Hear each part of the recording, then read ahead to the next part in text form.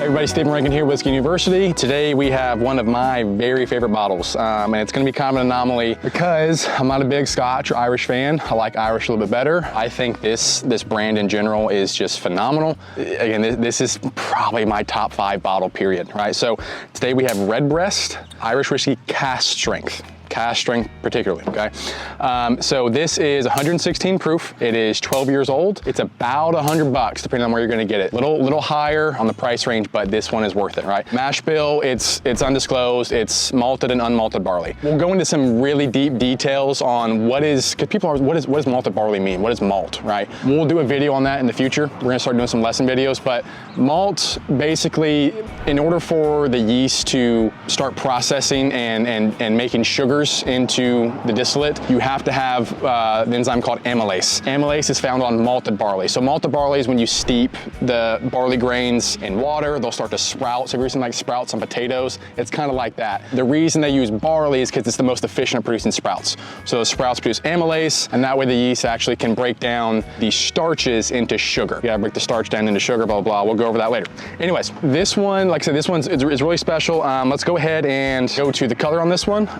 So with the color on this, I'm getting like a brass color. So we think about like instruments, like a trumpet or a tuba or something like that, like those percussion instruments. I'm getting that color. All right, so on the viscosity. So this one's it's pretty light, maybe a light medium. Again, it's cask strength, but it's when you're aging stuff in a colder climate like Ireland and Scotland, it's not gonna pick up as much of that thickness in the wood. So for a 12-year cask strength, that is extremely light. If this was a bourbon 12-year cask strength, it'd be really, really dark. But again, they don't have the heat that we do here, so it's gonna age much mellower and slower, okay? So let's go to the nose. So we've been drinking this one for a while, and guys, like I said, this is one of my favorites. That nose is phenomenal. So what they're doing with this, the reason Redbreast is different, first of all, they're using ex-bourbon barrels, which a lot of Scotches and Irish will do that, but they're also using, so the top and the bottom of the barrel, they're called the butts. Those are ex-Oloroso, Spanish Oloroso sherry cask. So the barrel is bourbon barrels, and I don't know, those could be, I don't know who they're getting them from, but the top and the bottom are gonna be Oloroso sherry. So you're gonna get that really sweet wine fruit in there, and it just makes this thing phenomenal, right? So the nose, I'm getting like a buttercream frosting. I'm getting like a jelly donut, like the filling of a jelly donut, right? Like the powdered jelly donut stuff. And then after you take a sip, that really sweet, spicy wine kind of comes through on that nose. And the palate is pretty much gonna carry all the way over. So let's go ahead and go to the palate. So think about like a tropical fruit cake.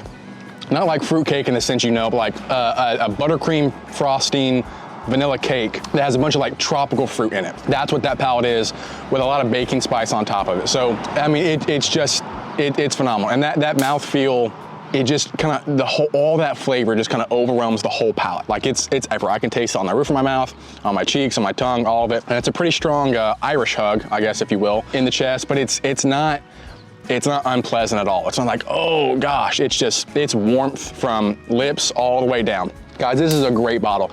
If you can find this, they're not super common, the cask strength. You'll see Redbreast everywhere, but the 12-year cask strength is gonna be a little more hard to find.